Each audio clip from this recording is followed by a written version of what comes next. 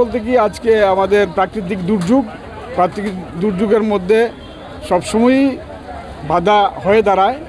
সব বাধা অতিক্রম করেও আমরা মাঠে সবাইকে উপস্থিত করতে পেরেছি এবং যে নিয়ম আছে নিয়মগুলো মেনে আমরা একের পর এক যে সিকোয়েন্স আছে মেনটেন করে প্যারেড কমপ্লিট করেছি, যাতে আগামী পরশুদিন আমাদের কোনো ধরনের সমস্যা বা বাধাবিঘ্ন না ঘটে, সুন্দরভাবে যাতে প্যারেডটা সম্পন্ন হয়। তারপরেও কাদার জন্য মাঠে প্রচুর কাদার জন্য ছোটোরা মার্চিং করতে পারেনি, সমস্যার সৃষ্টি হয়েছে।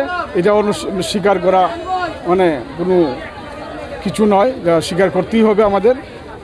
মানে বৃষ্টি বা ঝড়ো হওয়ার জন্য আমাদের সমস্যা হয়েছে। এবার মাঠে পেরেতে কোন কোন দল অংশগ্রহণ?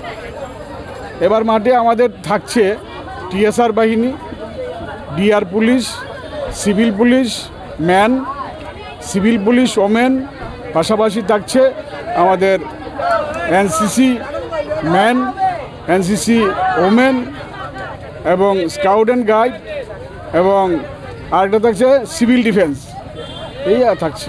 আর সঙ্গে আছে আপনাদের টিএসআরের ব্যান্ড পার্টি। স্যার, 15 আগস্টকে কেন্দ্র করে প্রশাসনিক কী ব্যবস্থা নেওয়া হয়েছে সিকিউরিটির দিকে লক্ষ্য রেখে?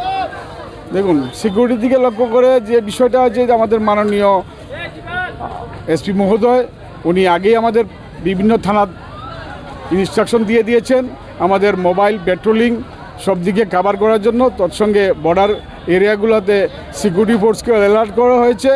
অধিক রাতে বিভিন্ন দিকে চেকিং শুরু হয়েছে, বিভিন্ন ধরনের চেকিং যাতে কোনো ধরনের অপ্রীতিকর ঘটনা না ঘটতে পারে, তার জন্য যথেষ্ট প্রহরা ব্যবস্থা করা হয়েছে আমাদের।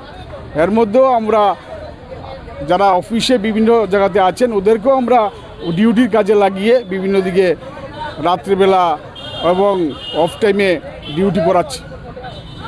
স্যার, আপনার পরিচয়? আমার নাম মুকুলেন্দু দাস, আমি ডিএসপি হেডকোয়ার্টার, ডিডিউ নর্থ এই হিসেবে আছি। ধন্যবাদ।